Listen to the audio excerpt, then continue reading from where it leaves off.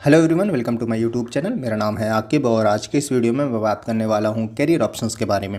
अगर आप class 12 PCB से कर रहे हैं या आपने 10th के बाद 12th पीसीबी से करने का सोचा है तो आपको ये वीडियो लास्ट तक ज़रूर देखनी चाहिए, क्योंकि इस वीडियो में मैं बताने वाला हूँ कि रियलिटी में आपके पास क्लास 12 पीसीबी से करने के बाद फ्यूचर में क्या क्या करियर ऑप्शंस हो सकते हैं। अगर आप जो है इसके रिगार्डिंग गूगल पर सर्च करेंगे तो आपको प्लेंटी ऑफ आर्टिकल मिल जाएंगे जिसमें हंड्रेड्स ऑफ करियर ऑप्शंस की लिस्ट मेंशन होती है। लेकिन रियलिटी ये है कि अगर आप जो है 12th पीसीबी से करते हैं तो आपके पास बहुत कम करियर ऑप्शंस होते हैं as compared to PCM and commerce student. और ऐसा बोलकर मैं आपको डराना बिल्कुल नहीं चाहता, बल्कि आपको अवेयर करना चाहता हूं, क्योंकि बहुत से स्टूडेंट पीसीबी सिर्फ इसलिए ले लेते हैं क्योंकि उन्हें मैथ्स टफ लगती है या कॉमर्स में बिल्कुल न्यू सब्जेक्ट्स पढ़ने पड़ेंगे, इसलिए वो पीसीबी ले लेते हैं। ऐसे स्टूडेंट भी जान लें कि 12th पीसीबी से करने के बाद उनके पास क्या क्या फ्यूचर में career options, possible career options हो सकते हैं। So the first and the most popular career option after class 12 with PCB है मेडिकल साइंस या मेडिकल फील्ड के अंदर। जैसे कि मैं बेटर में बोलूँ तो नीट एंट्रेंस एग्जामिनेशन वाली फील्ड। अगर आप जो है डॉक्टर बनना चाहते हैं क्लास 12 पीसीबी के बाद तो आपको सबसे पहले नीट एंट्रेंस एग्जामिनेशन देना होगा किसी भी कोर्स में एडमिशन के लिए। ठीक है, अगर आपको नीट एंट्रेंस एग्जामिनेशन के बारे में नहीं पता, गूगल कर लीजिएगा, आपको सारी इन्फॉर्मेशन मिल जाएगी। मेडिकल साइंस या मेडिकल फील्ड में बहुत सारे कोर्सेज हैं जिनमें आप एडमिशन ले सकते हैं और डॉक्टर बन सकते हैं।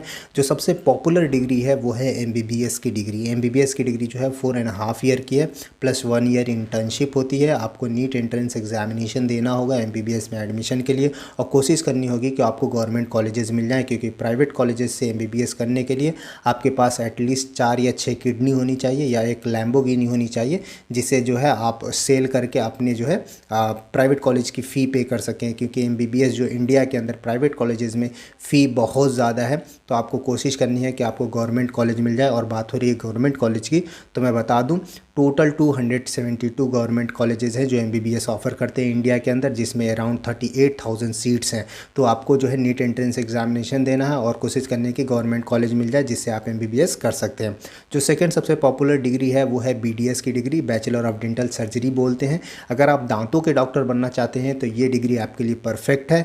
4 ईयर की डिग्री है, प्लस 1 ईयर इंटर्नशिप है। इसमें भी मैं टोटल गवर्नमेंट कॉलेजेस के बारे में बताऊं तो 50 प्लस के अराउंड जो है गवर्नमेंट कॉलेजेस हैं इंडिया के अंदर, जिसमें 3500 सीट्स हैं। तो अगर आप दांतों के डॉक्टर बनना चाहते हैं तो आप बीडीएस कर सकते हैं। ठीक है, जो थर्ड सबसे पॉपुलर डिग्री है वो है BVSc and AH, bachelor of veterinary science and animal husbandry.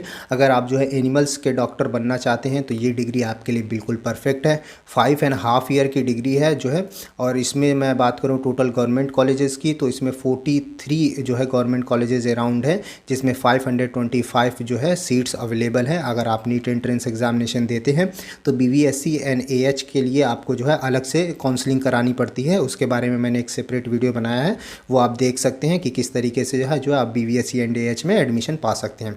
इसके अलावा भी बहुत सारी डिग्री हैं, जैसे बीएएमएस है, बीएचएमएस है, बीयूएमएस है। ये सारी डिग्री जो है 4.5 ईयर की है, प्लस 1 ईयर इंटर्नशिप होती है जो कि मैंडेटरी नहीं है।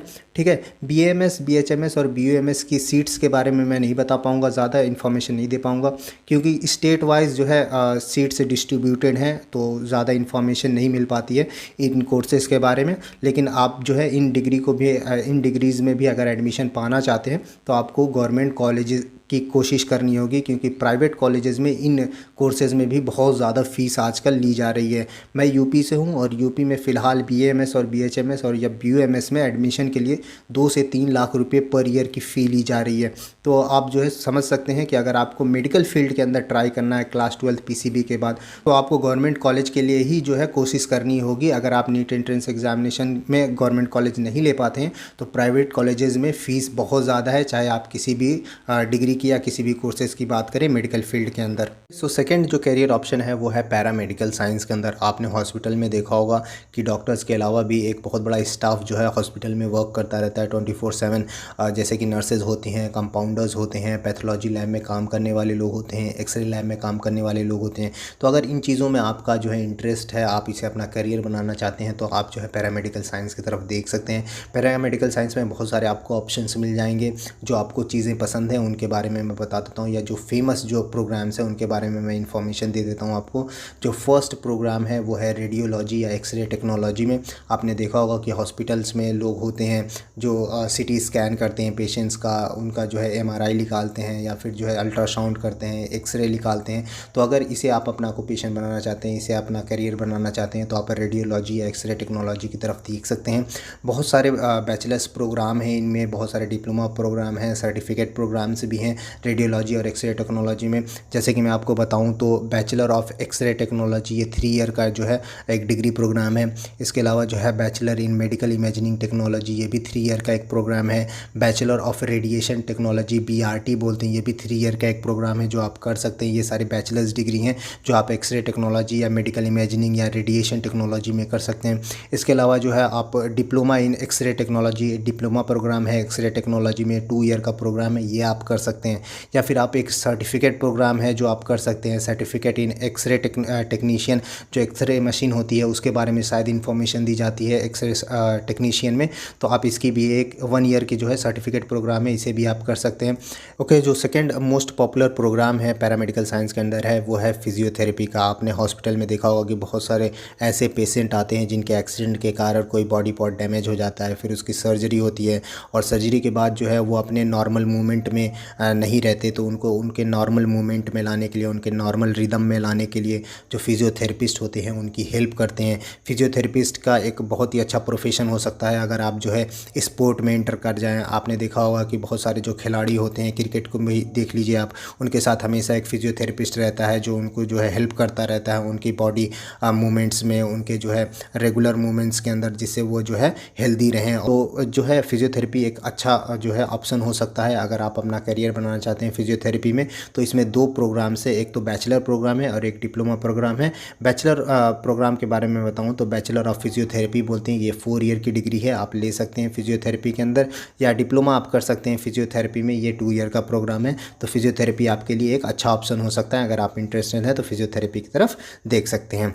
जो थर्ड मोस्ट पॉपुलर प्रोग्राम है पैरामेडिकल साइंस के अंदर वो है डायलिसिस टेक्नोलॉजी का। अब आपने देखा होगा कि बहुत सारे ऐसे पेशेंट्स होते हैं जिनको जो है किडनी की प्रॉब्लम होती है, उनका किडनी पूरी तरीके से ब्लड को प्यूरीफाई नहीं कर पाता, तो ऐसे पेशेंट जो है रेगुलर बेसिस पे हॉस्पिटल विजिट करते रहते हैं और उनको जो है हीमोडायलिसिस मशीन पे डाला जाता है और उनके पूरे ब्लड को जो है प्यूरीफाई किया जाता है। तो अगर आप इंटरेस्टेड हैं डायलिसिस टेक्नोलॉजी में तो आप जो है देख सकते हैं। इसमें बैचलर जो है प्रोग्राम है, डिप्लोमा प्रोग्राम से है। मैं आपको बैचलर प्रोग्राम के बारे में बताऊं तो बैचलर इन डायलिसिस थेरेपी ये 3 ईयर का प्रोग्राम है, आप कर सकते हैं, डिग्री प्रोग्राम है। इसके अलावा जो है diploma in dialysis technology DDT बोलते हैं, 2 ईयर का डिप्लोमा प्रोग्राम है, ये भी आप कर सकते हैं डायलिसिस में।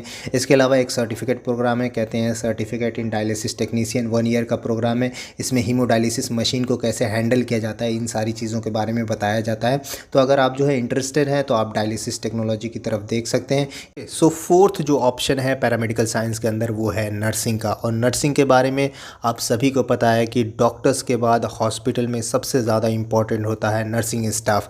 नर्सिंग स्टाफ हर चीज़ की देख रेख करता है, चाहे फिर वो पेशेंट्स की जो है सर्जरी के बाद या ऑपरेशन के बाद जो देख रेख हो, या फिर जो एडमिटेड हॉस्पिटल में पेशेंट्स हैं उनकी देख रेख हो, या सर्जरी के दौरान डॉक्टर को असिस्ट करने का काम हो, या ऑपरेशन थिएटर में जो है डॉक्टर्स के साथ जो है उनकी हेल्प करना हो, सारी चीज़ें जो है नर्सिंग स्टाफ देखता है। तो नर्सिंग एक जो है बहुत ही पॉपुलर प्रोग्राम है।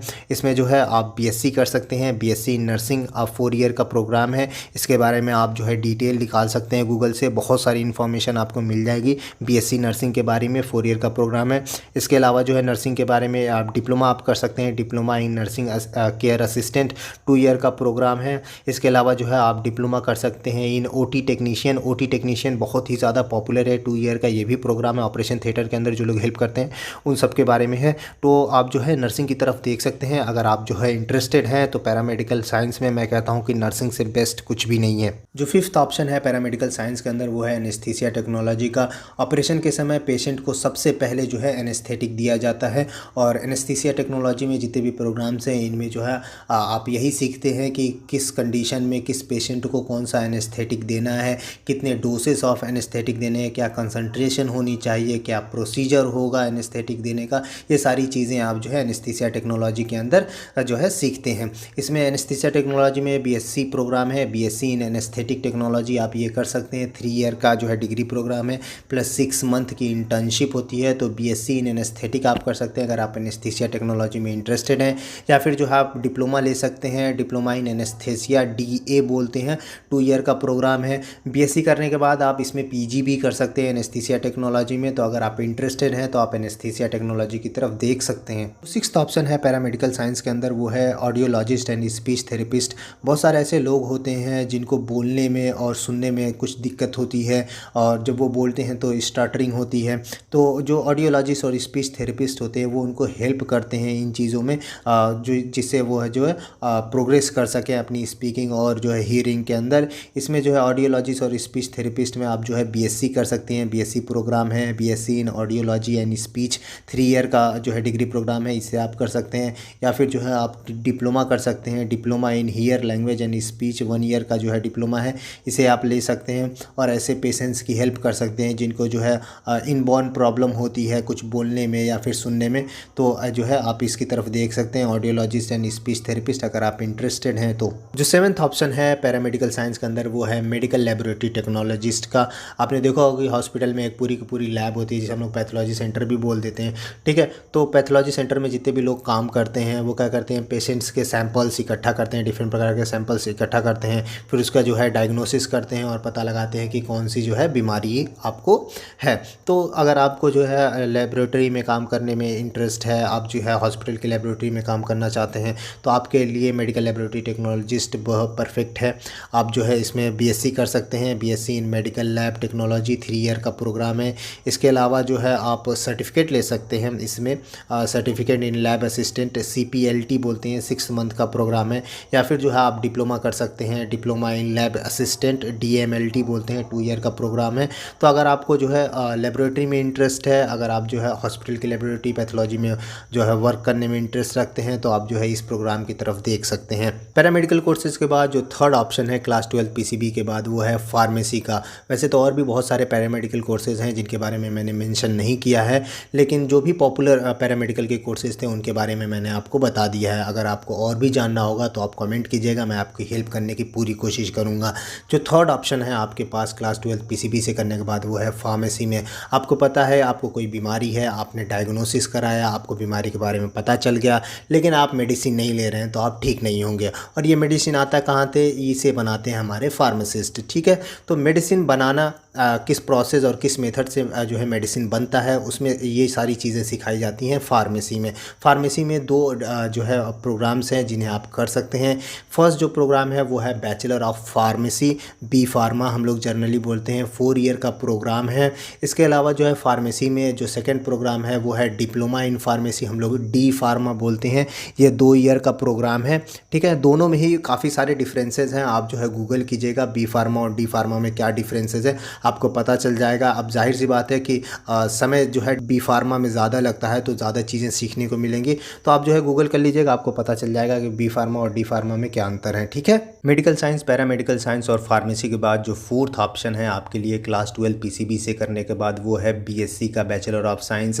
BSc करने के बाद आपको बहुत सारे ऑप्शंस मिल जाते हैं, जैसे कि इंडिया में बहुत सारे गवर्नमेंट ऑफिसर्स के एंट्रेंस एग्जामिनेशन होते हैं जिनमें आप जो है पार्टिसिपेट कर पाएंगे अगर आप BSc कर लेते हैं। जैसे मैं आपको बताऊं कि आपने सुना होगा SSC CGL का एग्जामिनेशन होता है, वो उसके लिए जो मिनिमम रिक्वायरमेंट होती है वो ग्रेजुएट लेवल की होती है। UPSC सिविल सर्विसेज के एग्जामिनेशन होते हैं, बहुत ही पॉपुलर है, हर कोई जानता है IAS ऑफिसर और IPS ऑफिसर्स के बारे में। तो आप UPSC सिविल सर्विसेज के एग्जामिनेशन दे पाएंगे अगर आप BSc कर लेते हैं। या भी बहुत सारे PO के एग्जामिनेशन होते हैं, जैसे SBI PO हो गया, LIC PO का एग्ज़ाम हो गया, ये सारे एग्जामिनेशन आप दे पाएंगे अगर आप जो है BSc कर लेते हैं तो। या फिर आप जो है BSc अगर जनरल में करते हैं तो जनरल में आप जो है किसी एक सब्जेक्ट से PG करने के बाद फिर उसके B.Ed या BLed फ्यूचर में कर सकते हैं और टीचिंग लाइन के अंदर जा सकते हैं।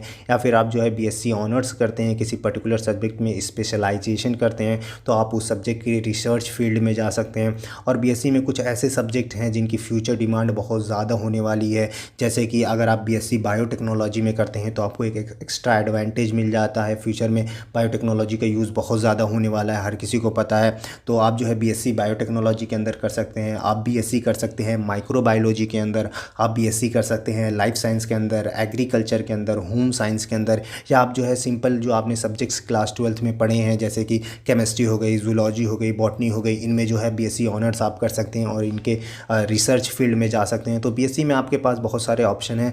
आप जो है बायोलॉजी अगर साथ लेके चलना चाहते हैं क्लास 12th के बाद तो बीएससी आपका लास्ट ऑप्शन होता है। अगर उसके बाद जो है आपका मूड बदल जाए क्लास 12th के बाद कि नहीं अब मुझे बायोलॉजी को टाटा बाय बाय करना है और मैं जो है आगे बढ़ना चाहता हूं, तो आपके पास कुछ और भी ऑप्शंस हैं, जैसे कि आप बिज़नेस लाइन में जा सकते हैं, कॉमर्स या मैनेजमेंट लाइन में जा सकते हैं। बिज़नेस में मैं बताऊं आपको तो आप बीबीए कर सकते हैं, बीएमएस कर सकते हैं, सीए, सीएस और बीकॉम भी कर सकते हैं। बीकॉम के लेकर बहुत सारे स्टूडेंट का मिथ होता है कि अगर मैंने बायोलॉजी से 12th किया है तो क्या मैं बीकॉम नहीं कर सकता। आप बिल्कुल कर सकते हैं।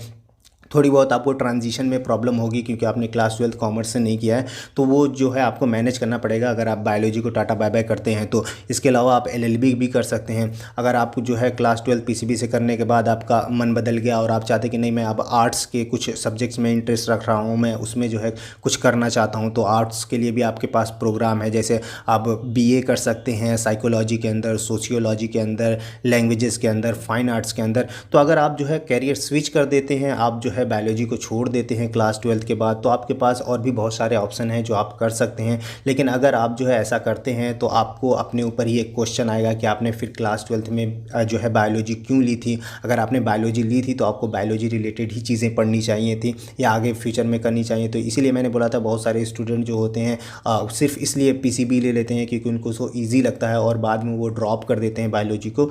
तो ऐसा बिल्कुल भी मत कीजिएगा। आप जो है क्लास 10th में है या 12th में है तो पहले से ही डिसाइड कर लीजिए कि आपको क्या करना है। बहुत सारे ऑप्शंस मैंने आपको बताए हैं, इनमें से आप जो है चूज़ कर सकते हैं, इनके बारे में डिटेल्स निकाल सकते हैं, इनके क्या क्या फ्यूचर में जो है ऑप्शंस हो सकते हैं, क्या क्या जो है इसके एडवांटेजेस हो सकते हैं, वो सारी चीज़ें आप देख सकते हैं। Okay, so this is all I got for you in this video for career option in class 12th after PCB। अगर आपको वीडियो पसंद आया है तो वीडियो को लाइक कीजिएगा, अपने PCB के फ्रेंड्स के साथ शेयर कीजिएगा, या जो स्टूडेंट जो है PCB लेने की सोच रहे हैं क्लास 12th में उनके साथ भी ये वीडियो शेयर कीजिएगा। उन्हें बताइएगा कि आपके पास क्या क्या ऑप्शंस हैं, आप क्या क्या चीज़ें कर सकते हैं, या अगर आपको किसी प्रकार की हेल्प चाहिए मेरी तो आप जो है कॉमेंट कीजिएगा, मैं ज़रूर रिप्लाई करने की कोशिश करूँगा। आज के वीडियो में इतना ही, मैं मिलता हूँ आपसे नेक्स्ट वीडियो में, तब तक के लिए थैंक यू।